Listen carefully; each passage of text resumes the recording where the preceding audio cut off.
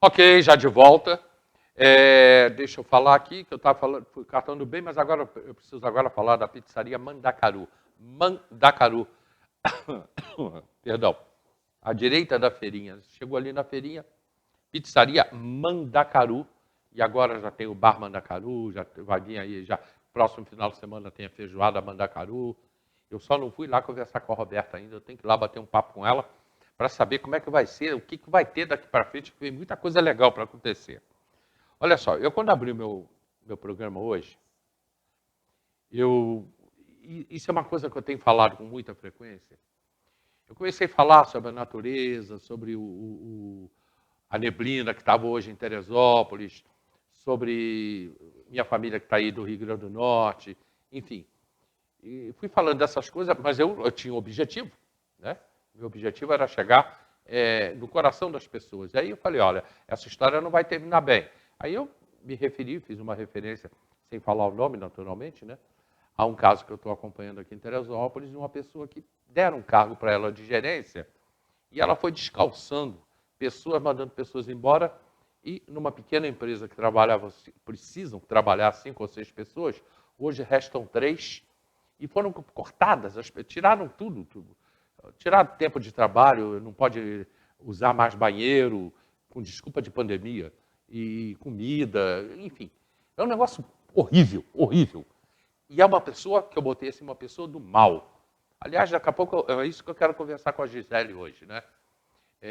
O nosso coração, a nossa mente, né? Ah, mas ela é fisioterapeuta? Sim, mas eu ainda não descobri aquela cabeça da Gisele aonde vai. Mas nessa trilogia de programas, hoje nós vamos saber.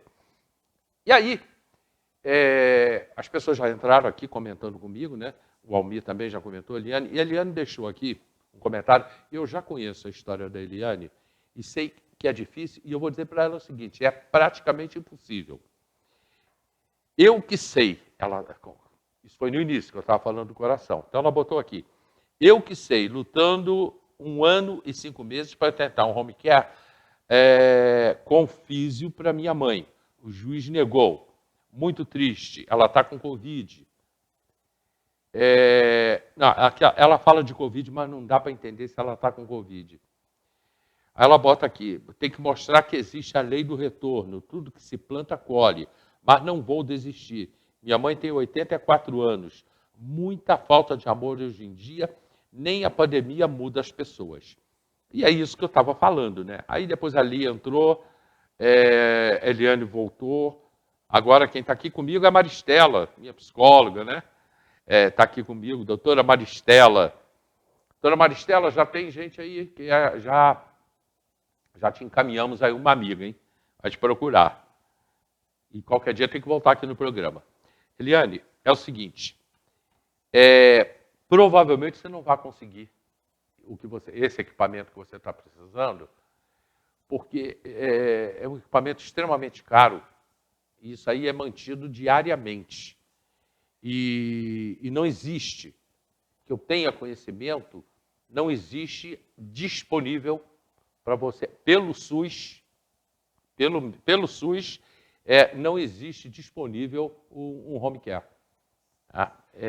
Eu tenho experiência disso, pessoas que eu conheço que usam, que tiveram que pagar, só para quem o plano de saúde paga, né? Ela não está com Covid, e sim com isquemia, teve um AVC. Ela tem demência e também tem câncer, a mamãe da Eliane. Então, Eliane, é praticamente impossível você conseguir isso para sua mamãe. Eu já vi os filmes, os vídeos que você me mandou, já fui procurar saber, o juiz negou porque não tem. Por isso que houve essa negação do juiz. Porque não tem, o SUS não tem para manter.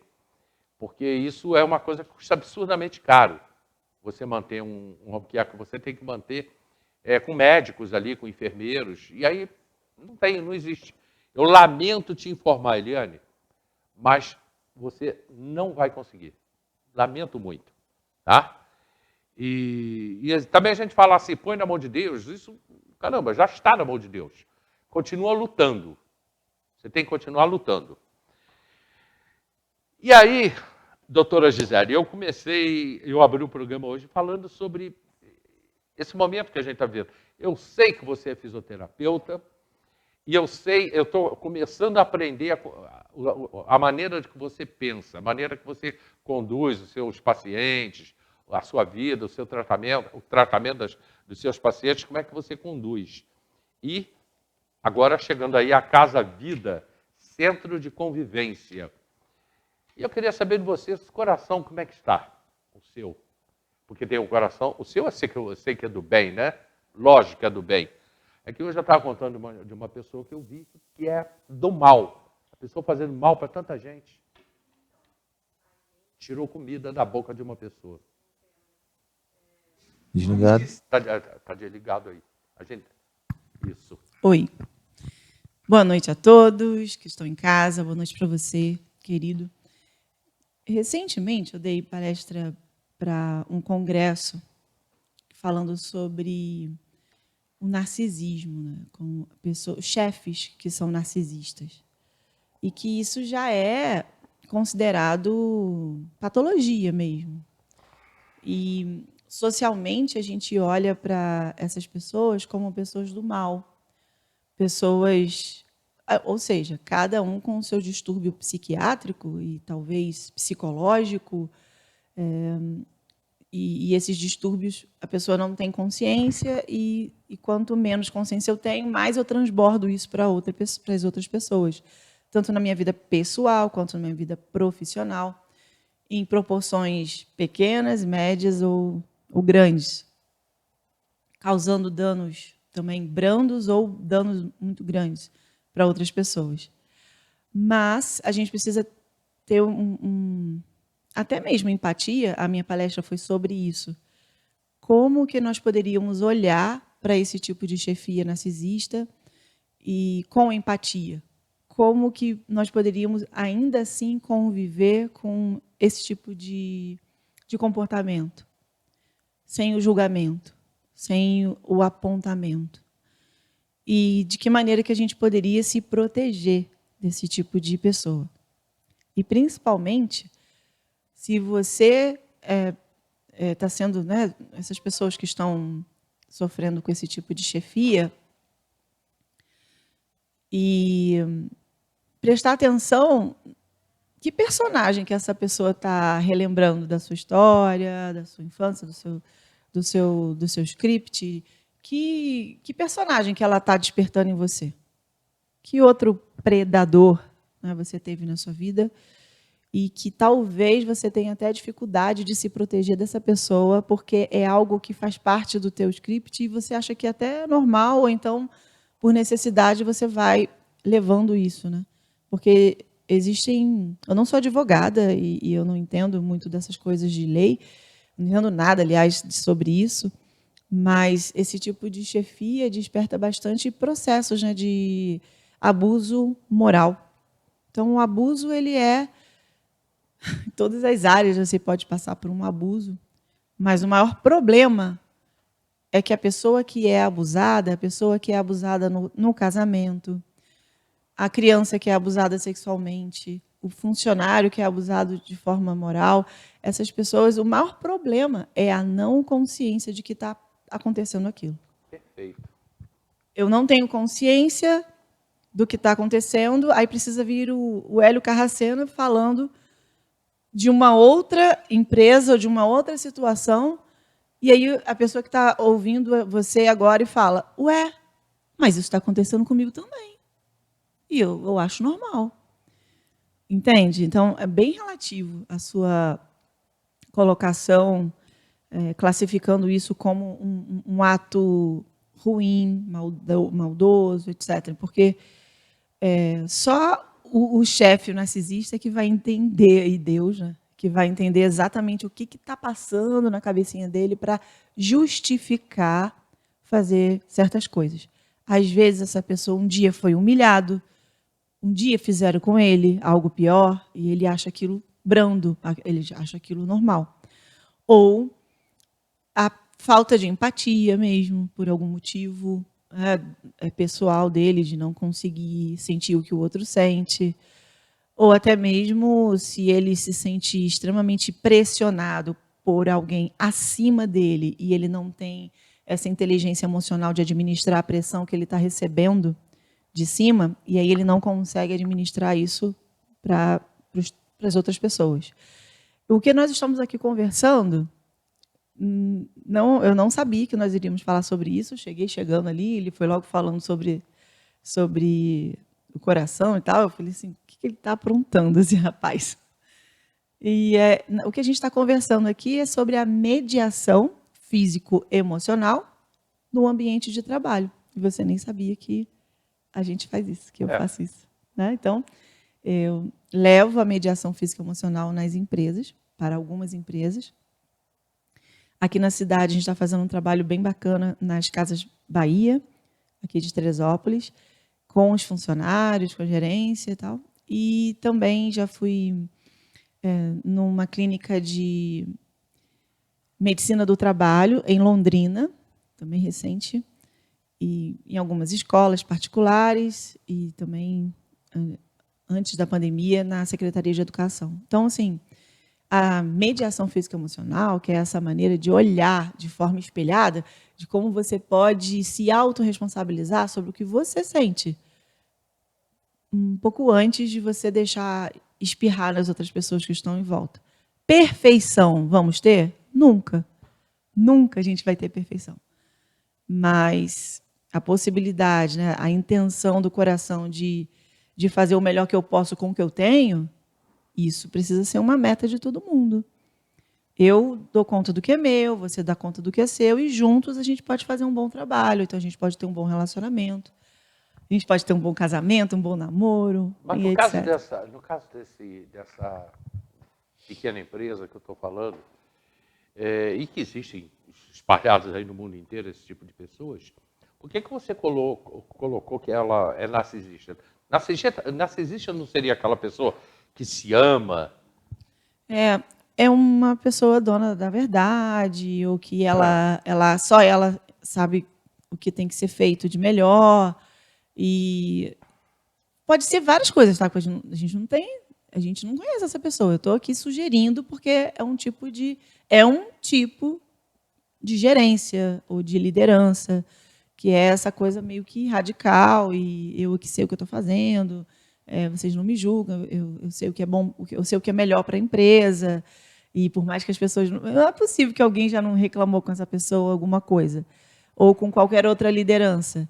E não importa você falar, o líder não ouve ninguém. É o que ele acha, é o que ele acredita. O líder ou o chefe? O líder, o chefe, a gerência, diferença. o dono. Eu estou querendo dizer a pessoa que está ali como referência, Sim. acima de outros. Uhum. Acima de outros. Porque existem até mesmo funcionários narcisistas, ou seja, que só eu faço o melhor. Eu sou o melhor dos vendedores, ou então sou o melhor dos funcionários. Isso é narcisismo. Eu só quero ser o centro das atenções, ou quero ser o centro da razão, né, dos olhares, e aí vai. E você me falou que isso é patológico. Já é reconhecido Então, patologia. Precisa de tratamento. Mas, assim, a falta de consciência de que eu estou sendo abusada também não é saudável. A falta de consciência que eu estou abusando, ou que eu estou invadindo, ou que eu estou fazendo algo que esteja prejudicando o outro, também vai precisar de consciência. Para isso acontecer, preciso me olhar, preciso me conhecer. Chegando um recado para você aqui de Cabo Frio. A Elza está em Cabo Frio, Elza Pacheco. Ela botou aqui: boa tarde, Ela, estou assistindo direto de Cabo Frio.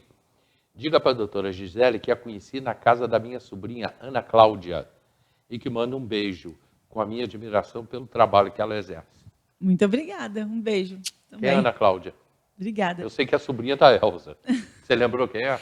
Eu sou muito péssima para nomes. Horrível para nomes. Eu sou muito boa. Conheceu na casa da Ana Cláudia. Tá, é minha vizinha? Pergunta aí. É minha vizinha. Bom, ela está vendo a gente, aí não sei. Mas enfim. Elza, ela é vizinha dela? Eu acho que não. Eu acho que Ana Cláudia, ela vai explicar para a gente. Ela está vendo a gente, está lá em Cabo Frio vendo. Ela vai explicar.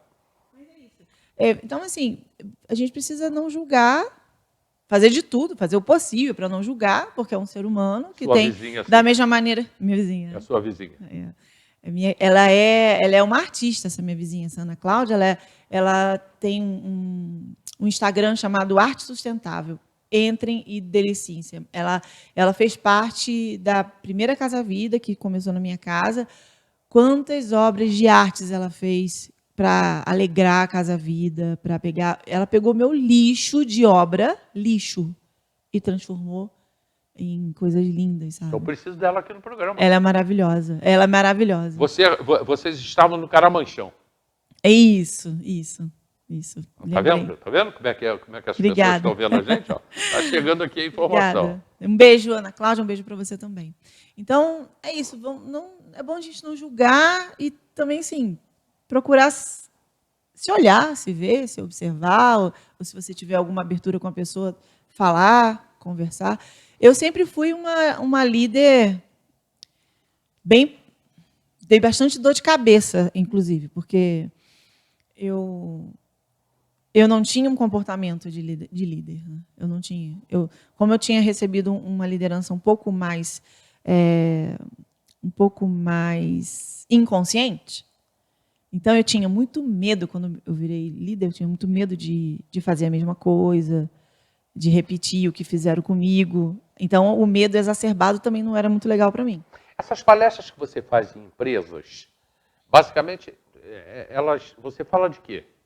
Eu falo sobre a capacidade depende da dor daquela empresa. Quando a empresa me contrata, ela vai me dizer a dor. Qual é a dor qual é a maior, o líder, o gerente, o dono da empresa vai falar: olha, os meus funcionários, eles reclamam muito sobre dificuldade de relacionamento, se sentem inferiorizados, ou se sentem vitimizados, ou eles disputam muito entre si, não tem muita união, ou então cada empresa vai ter A gente uma já dor. falou sobre isso, mas você é fisioterapeuta, como é que surgiu isso na sua vida? Vai, conta outra vez. Vamos lá. Teve um médico que eu atendi, que ele falou assim: mas eu estou aqui para ajudar o meu filho e tal, mas quem é você? Por que você está aí? Praticamente, por que isso? A mesma pergunta, né? De onde você tirou isso, essa ideia? E aí eu falei, primeira resposta, eu sou fisioterapeuta há quase 20 anos e eu tenho pós-graduação em neuropsicologia e inteligência socioemocional. Só que essas duas pós-graduações vieram depois que eu ouvi várias pessoas perguntando a mesma coisa para mim. Eu falei, eu vou fazer duas pós-graduações para dar uma base aí técnica ou uma base, né, teórica, e eu também fiz várias formações de várias outras técnicas que me auxiliaram a conhecer o ser humano de dentro para fora, e não só de fora para dentro. Então, quando eu vou atender uma pessoa que tem uma queixa comportamental, emocional ou física, fisiológico mesmo, que tem aquela patologia, não é coisa da cabeça da pessoa, não. Tem aquilo mesmo, tem a depressão, ou tem a ansiedade, ou então tem fibromialgia, ou tem câncer. Eu já atendi inúmeras situações, muitas diversas situações. E aí a gente vai, através de perguntas, num atendimento individual, eu vou perguntando, com muita paciência, e a pessoa vai respondendo e vai se ouvindo, e quando eu vou anotando as coisas, e quando chega a hora do espelhamento, ou às vezes até antes de eu espelhar, a ficha da pessoa cai. Eureka, entendi agora. Eu entendi. Nossa, que alívio que eu estou sentindo no coração. Ou então eu começo a chorar, ou então eu começo a me culpar, ou então eu começo a culpar alguém, mas não fica por aí, não. A pessoa precisa, numa única sessão, encontrar isso dentro dela, essa capacidade dela se observar, dela se cuidar primeiro, dela não se vitimizar em relação às outras pessoas ou os outros relacionamentos da vida dela, e também entender qual é o gatilho que aquela arritmia cardíaca começa, ou com aquela dor de barriga que não para e começa, ou então com aquela dor do joelho que já está super bem, já operou, já está tudo bem, começa. Então, qual é o gatilho que você tem para sentir aquele sintoma físico ou emocional? Ou síndrome do pânico? Quantas e quantas pessoas eu já atendi e atendo com síndrome do pânico? Pessoas que querem, que desejam, que planejam a morte, né, que acreditam que não tem mais sentido, né, tá aqui. Muitas pessoas também. Então, eu atendo pessoas que precisam entender a causa. Mas, Gisele, você... Eu já estou me fazendo a pergunta no seu lugar. Mas, Gisele, você não é psicóloga para isso. Eu já ouvi muitas e muitas vezes essa pergunta. Ok.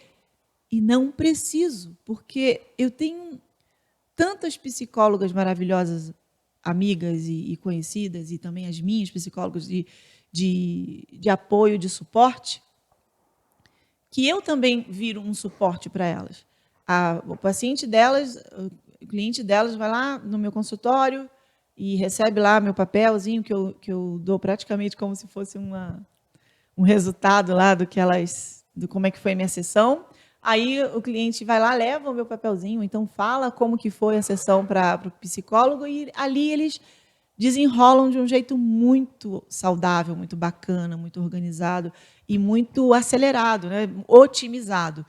Então, eu não sou substituta do psicólogo. E também não sou um tratamento que é para a pessoa ficar o resto da vida comigo. Não. Geralmente, 80% é uma única sessão e 20% as pessoas querem dar continuidade. Mas eu deixo claro, eu não substituo psicólogo nem psiquiatra, e sim, eu sou um fortificante, eu sou um complemento do tratamento daquela pessoa, físico ou emocional. Agora eu quero saber de você, não vai ser agora, vai ser daqui a pouco, depois do comercial. Esse momento de pandemia que a gente está vivendo, eu já trouxe alguns fisioterapeutas aqui que falaram sobre a fisioterapia pós-Covid. Você tem uma clínica, Casa Vida, e agora você tem um centro de convivência. Eu queria que você falasse um pouco disso. A fisioterapia pós-Covid, o que as pessoas têm que fazer daqui para frente, que eu sei. Eu tenho um amigo relativamente jovem, que ele está curado há 3 meses, mas ele não conseguiu se recuperar. Ele está com sérios problemas respiratórios. Né? E ele é jovem, 50 anos. 50 anos, por aí. Mandacaru, Pizzaria Mandacaru, agora com a cerveja Viva la Vida. Descubra um jeito de viver a vida lá na Pizzaria Mandacaru. A gente volta já.